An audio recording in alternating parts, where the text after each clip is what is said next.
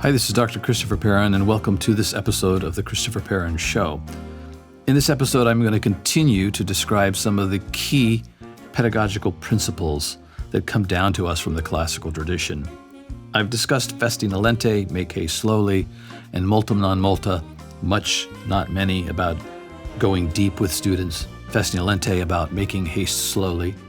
And this particular principle is about revisiting and reviewing the things that are really important for student learning and mastery. Repetitio Mater Memoriae in Latin means repetition is the mother of memory.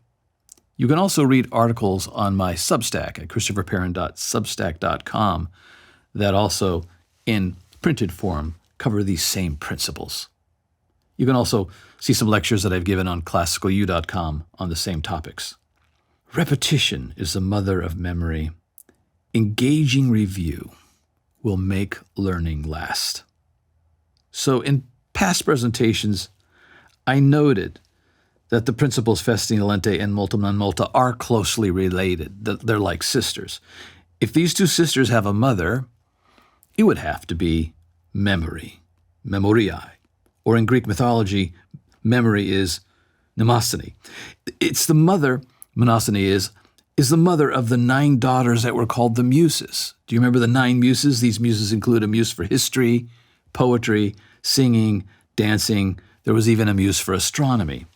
And as the myth indicates, memory gives birth to many important musical arts. And that word musa, or musa in Greek, it means that one who inspires, a muse. We have the word bemused, and we also have the word amuse, or amusement, which means to be without inspiration. In fact, one of the words that Plato used for the education of young children was musical education, musia, and to be without inspiration was, amusia, to be without the benefit of the inspiration that the Muses brought. So memory is the mother of these Muses.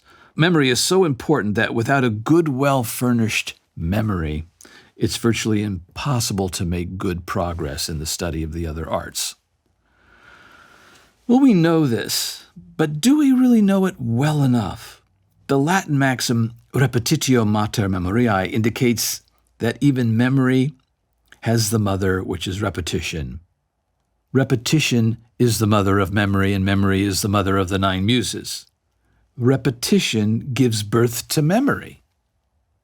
Memory gives birth to the arts.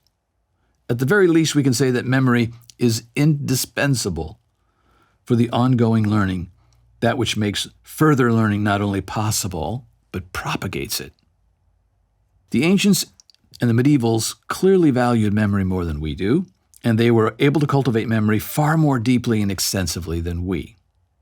There are a few reasons for this, of course. The ancients, before the invention of the printing press, say in 1450, did not have access to cheap books.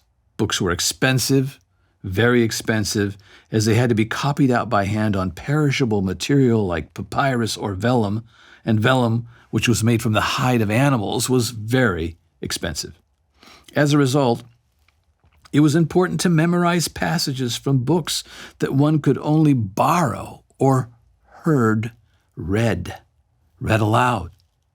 Second, there were many cultural practices that naturally encouraged memory, such as oratory, storytelling, and liturgy. It was common, for example, for Benedictine monks in a monastery to memorize the entire book of the Psalms within about 2 years, simply by singing through the entire Psalter every week in worship or liturgy. Third, another reason why the ancients and the medievals were better at memory than we is that there was far less to distract ancient students and medieval students compared to the students in our contemporary culture. Memory was one of the 5 rules of rhetoric. No one could be considered a trained speaker without having cultivated the capacity to memorize. And great orators would have memorized many, many commonplaces, stories and anecdotes and poems and passages from literature that could be woven in even spontaneously into any speech or argument that they chose to make.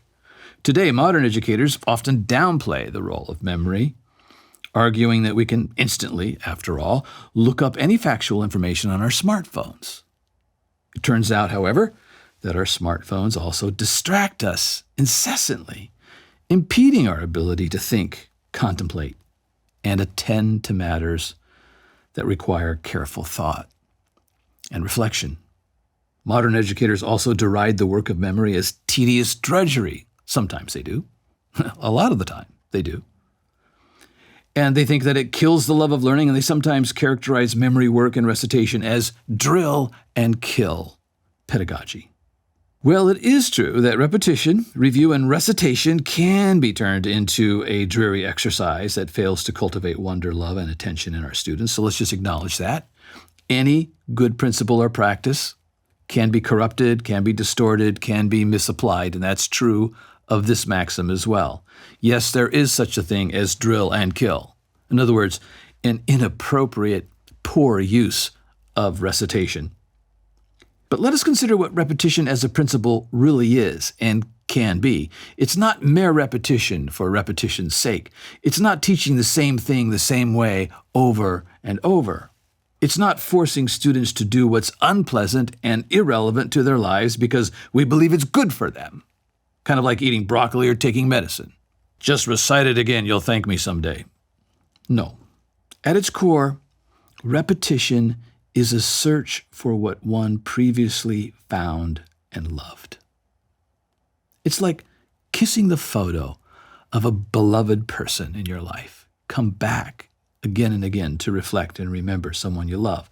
The Latin word literally means, repetitio, literally means a seeking again. Can you hear the word petition in there? It's from Latin petere, which means to seek. So repetere or repetitio means to seek after something again, to seek it again. I found it once, I want to find it one more time. I visited there once, I want to go back. I want to go back to Italy. I want to go back to that town called Orvieto. I want to go back to that coffee shop called Montanucci's. Why do we read the Psalms over and over, or a great poem like Hopkins' poem, God's Grandeur? For that matter, why do we return to the same vacation spot and revisit certain restaurants like Montanucci's? Or rewatch favorite movies? We are seeking the same thing because there is something good achieved by returning, and that good is the deeper appreciation or possession of something beloved. Ideally, that's the kind of memory that we seek. Consider how children demand, sometimes daily, sometimes immediately, to have some book read to them. Do you remember this with your children? Maybe you have children right now who do this. Read it again, Daddy. Read it again, Mommy. Do they not want to possess the story that they love? Sometimes immediately after hearing the story read. Do they not want to return to some delightful place the book conjures up for them? Note as well how easily younger students up to about age 12 memorize. Their ability to memorize is amazing. 3 times through a short poem or a book, and a young child can often recite large passages verbatim. This is the time when children are young, say up to about age 12, to place treasure in their archive when it is so easily stored there. Doesn't mean that we stop repeating and reviewing and revisiting when a child gets older than 12. No, it just means that up to about 12, they are particularly well suited to learning things by repetition and even memorizing things by repetition. I think it's a pedagogy that should continue throughout life, but boy, is it important to do it in those early years. So there are many ways to seek to learn again. We need not reteach the same ideas or facts or lessons in exactly the same way.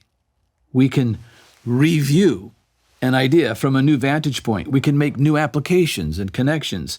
With each new search or view, new things should emerge or be illuminated, just as happens when we reread poetry and literature or novels, or when we return to a favorite vacation spot, enjoying what we already knew was there, but learning more things as well and more deeply appreciating a place, a book, a piece of music, art.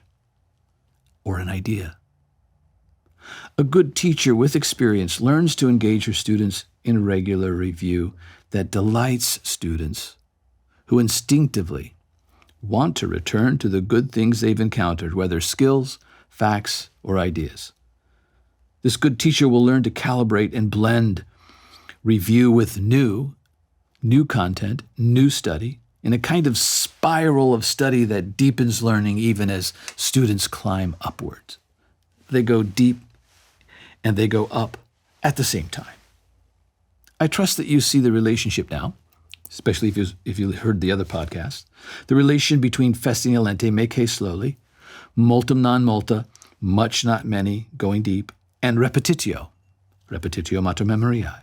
Students should proceed slowly, festina lente, mastering each good thing in a proper order, and they should study a curated best selection of good things, that's multum non multa, passing over the superfluous, even when the superfluous are good in their own right.